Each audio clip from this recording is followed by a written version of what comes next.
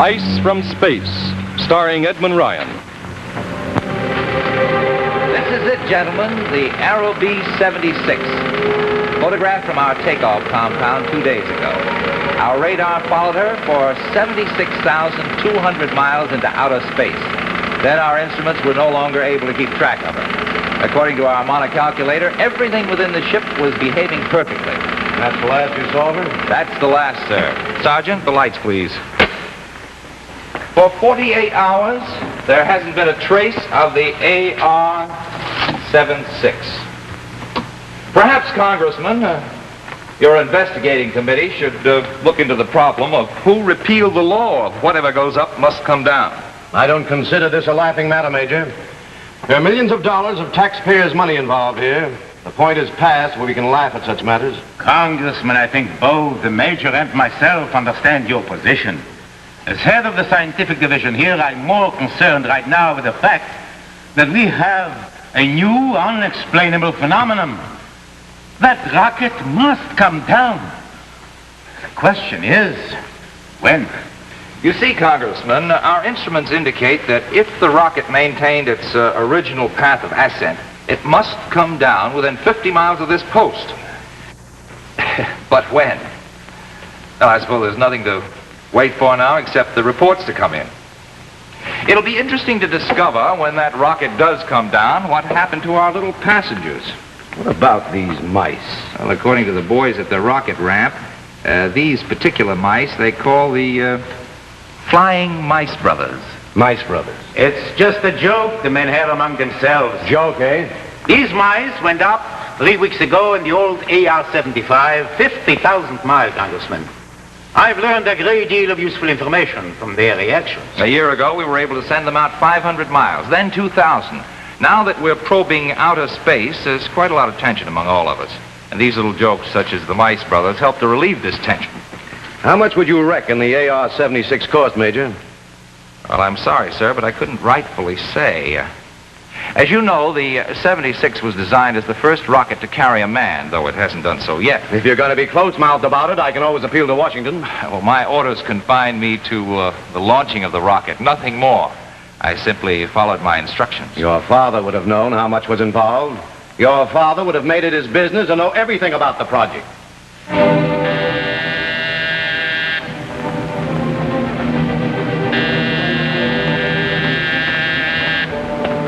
Yes? Major, they've tracked the AR-76. She's down. Where? On the Baker Ranch. They called in, said their kids have already located it in a mesquite. Kids? Sergeant, get Lieutenant Garcia to take a detail over there right away. Yes, sir. Get the Baker family on the phone. Tell them that AR is government property and to keep their kids away from it. Yes, Major. Have him take a recovery group out there and get a report back to me as fast as possible. Now get a move on. Well, that's it. The Baker Ranch is not more than 10 miles from here.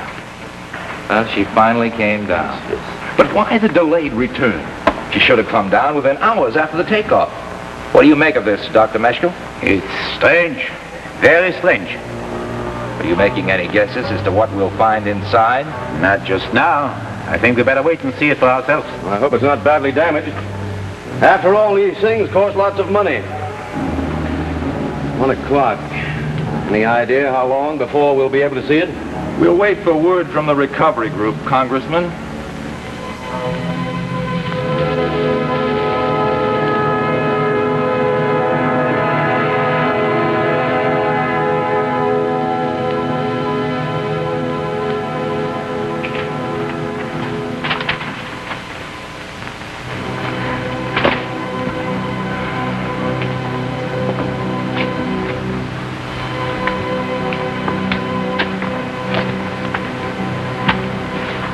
How much longer, Major? I have no idea. Sergeant? Yes, sir? Any word from that recovery group? Not a word, Major. I want to be notified immediately when they're sighted. Immediately. Is that clear? Yes, sir. It's been over 2 hours since Dr. Meshkoff left with the lieutenant. Any idea what might be detaining them? Could it be anything serious? Might be anything. Anything from a broken axle on the tow truck to a broken head. How should I know? I'm sorry, Congressman. I didn't mean to jump on you. The heat, the pressure, and my bad manners. Perfectly all right, perfectly all right. Thanks. One gets used to that sort of thing on the investigating committee. But please try to understand my position. I believe I do understand it, sir. The enormous amount of funds being requested by your superiors for these so-called top-secret projects is beginning to raise questions. You military people are secretive about everything except the amounts of money you require. Naturally. And quite naturally, my committee became quite curious about these new explorations into outer space. They've expressed a desire to know why money is being expended for such items of expense as your flying mice brothers, as you put it. I'm sure your father wouldn't have countenanced this. Will you please stop telling me how my father would have done things? He was a great man, Major. A credit to his country and to you. This is my problem, not his. I'm running this project, not my father. Yes? Our retrieving group reported back, sir. They've taken the rocket over to the barn on the Baker Ranch. Why did they do that? Order a jeep for me.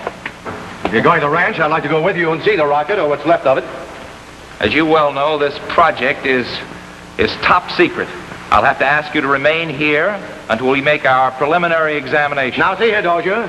I represent the Congress of the United States, and I'll brook no interference from the military. I'm sorry, sir, but I'll have to refuse you. And don't tell me what my father would have done in my position.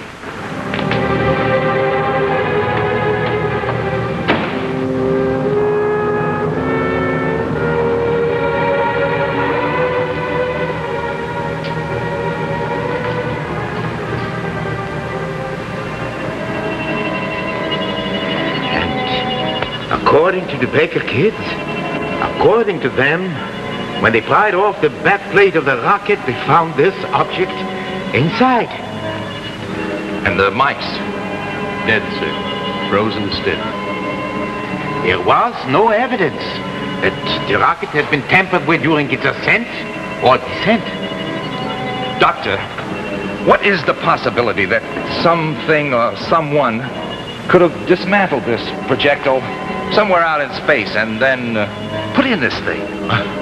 Common sense would make me say that such a thing is an impossibility. Yet, here it is. It was not in the AR-76 when it went up. Now, here it is. Who is to say how such things happen? Then what next? I must have time. I must analyze this substance, test it, see what it's made of, discover its properties. Very well, Dr. Meshkoff. My facilities are at your command. I don't know. Perhaps it came through the hull while it was in a gaseous or liquid state. Then, once inside, it turned solid. You mean it may have seeped through the metal? I'm only guessing, Major. I've arranged to have Lieutenant Garcia move it here in order that it may be further investigated and analyzed, sort of in isolation. I have never seen anything like this, harder than steel or any new alloys, glowing like molten lava, yet freezing the very air about it with growing intensity. Notice how cold it is in here, Major. It must be 20 degrees colder than outside. Let's get back to the office. Lieutenant Garcia, the film from the camera that were in the rocket. Right here, sir. Good. Get him to the lab, quick. Yes, sir.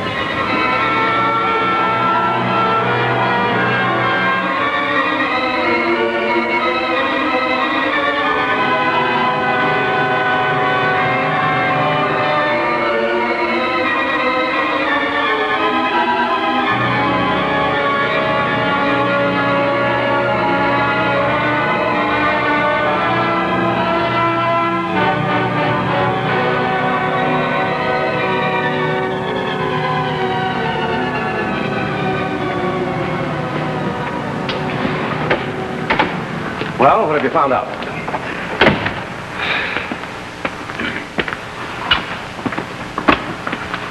Well? I'm afraid nothing. Nothing more than we knew before. It's a strange thing we have on our hands. You don't have to tell me that. But I've got to report back to Washington. I want something concrete. I can't send a wire saying we have something strange in our hands. Congressmen have sent stranger messages than that, Mr. Burns. Now, see here, Dozier. I've taken about all I can stomach from you. You've been rude and uncooperative, and I'm going to blow the lid off this thing. You'll do nothing of the kind. I'm slapping security on you and this entire project. This whole area is under quarantine. You're not moving out of here or sending any messages until I clear with Washington. Major Dozier! Major! Now, what is it, Sergeant? It's the photo lab, sir. They say Get to the point. It's Lieutenant Garcia, sir. What's happened to that film? It's not the film, sir. It's... Something happened to the lieutenant. Sergeant, speak up. He keeled over, sir. All of a sudden. He's dead, sir. He's frozen to death.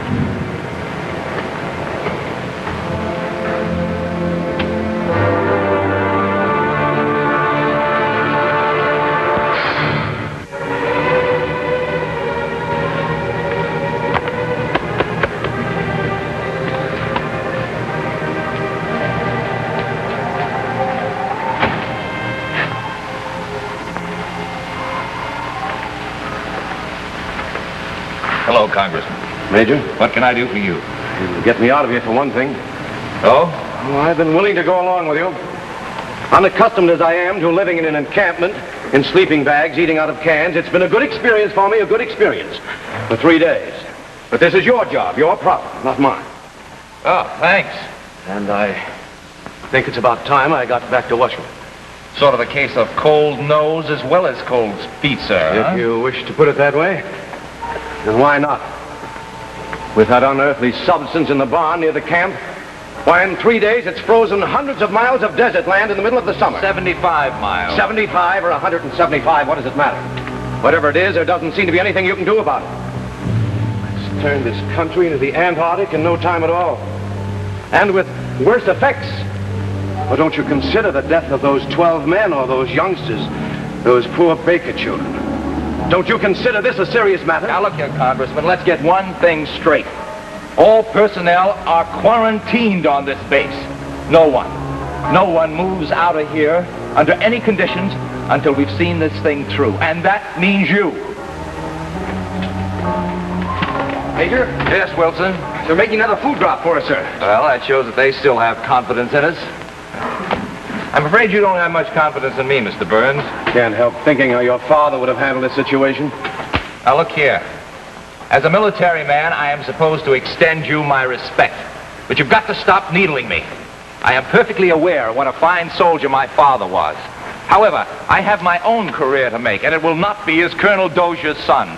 My career and my reputation I will make on my own or not at all. Of course. I didn't mean to imply that you couldn't handle this problem. Then leave me alone and let me do it my own way. I have my orders, and I intend to carry them out. May I ask, just what are your orders? To hold until we do away with it. Or it does away with us. Dozier! Yes? Dozier! What's wrong, Doctor? The barn. You must come to the barn quickly. The blue ice is becoming critically active.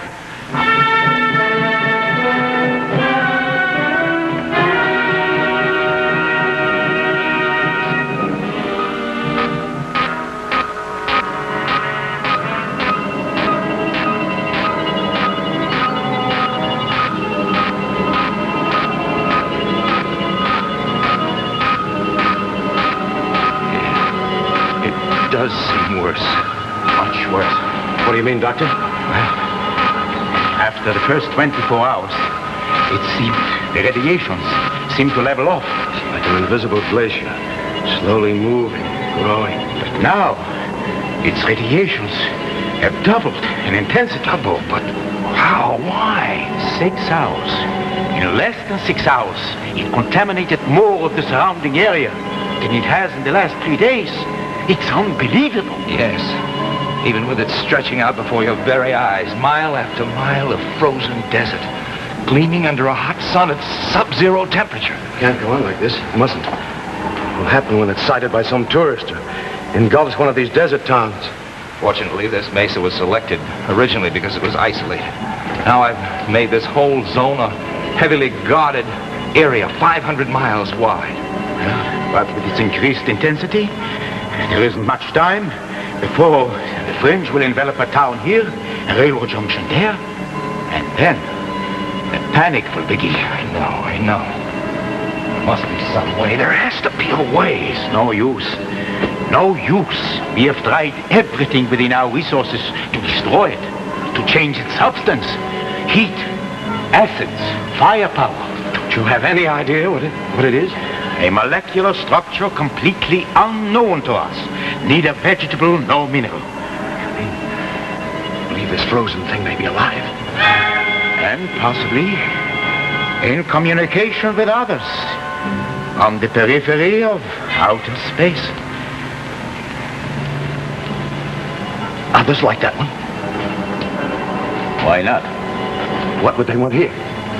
The heat and the warmth of our world, which has been previously denied them by the protective gases that surround us, until we provided them with a conveyance, the AR-76, self-powered, designed to provide protection from the friction of descent.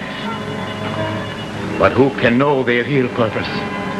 The only thing that matters now is the removal of this cosmic substance, its destruction, before it destroys us and contaminates the earth, mile by mile. Our farms, our cities.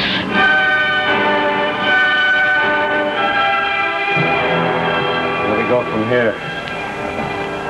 I need a little more time to think. If only we had more money for large-scale experiments. Possibly we could solve this thing.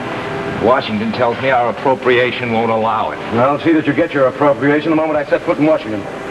The government must do more to encourage scientific research. Thought of that months ago. I'm afraid it's a little late now, Congressman. There's got to be a way out. There's got to be.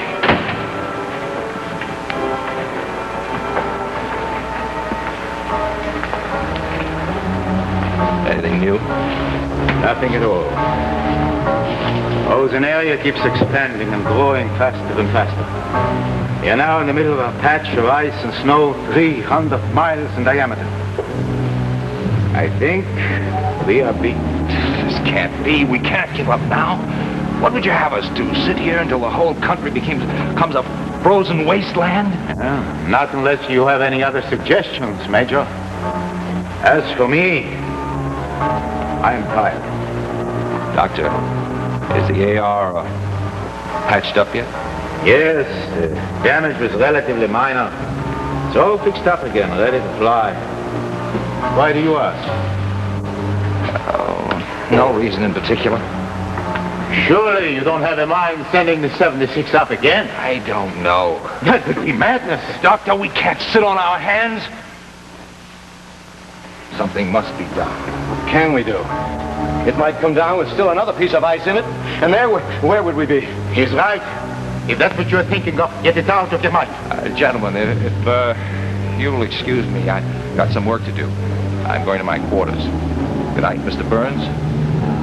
Good night, Doctor.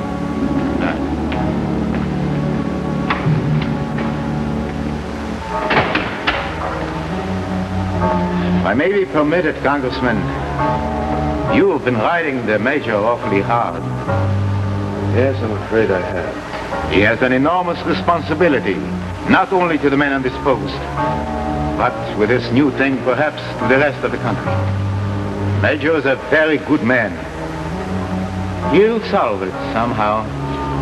I have the greatest confidence in him.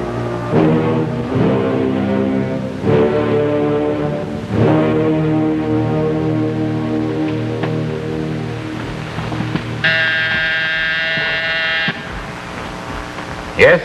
Still no sign of Major Dozier, sir. He's not in his quarters nor on the post anywhere. Thank you. I don't understand it. It's been over 4 hours. Where could he be? I hope nothing has happened to him. Sergeant Wilson, Yes, sir? have you tried to make a see if the Major's there? No, sir. I haven't tried there yet, but I will now. Good. Call me right back. Yes, sir. Thank you. I don't know, but I'm going to find out. Wilson! Sergeant Wilson! Yes, sir? What was that? I don't know, sir. It sounded like the AR-76. AR-76, but that's impossible. It's not impossible, Congressman. Sergeant, get over to the Major's quarters on the double. See if his executive officer knows anything about his whereabouts. Yes, sir. Get me through to the Baker. Lieutenant Halsey here. This is Mesko. What's going on out there? Sounds crazy, sir, but the AR-76 just took off. Wait. Let's get out to the baker ranch. I tell you, sir, I don't understand. The corporal tells me that the major came in here and gave instructions to load the ice into the AR-76. The corporal just followed out orders. Got 3 men and they loaded it in. Then the major gave orders to clear the field. Walked over to the 76 by himself. One of the men said he thought that he saw him climb in, and well, the next thing we knew, it took off. Tell me, that fool took off in that rocket. It hasn't been fully tested. I'm afraid, Congressman, that fool did just that. We found this in his quarters, sir.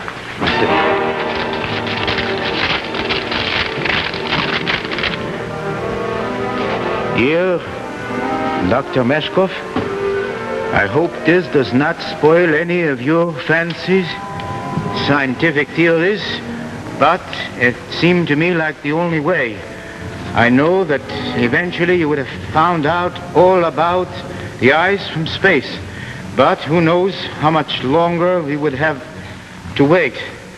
The only way to make sure seemed to be to go along with it and blow up the whole thing in outer space.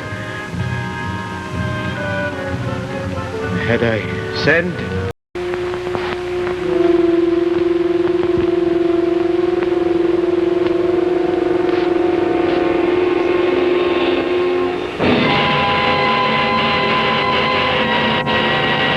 Tales of Tomorrow.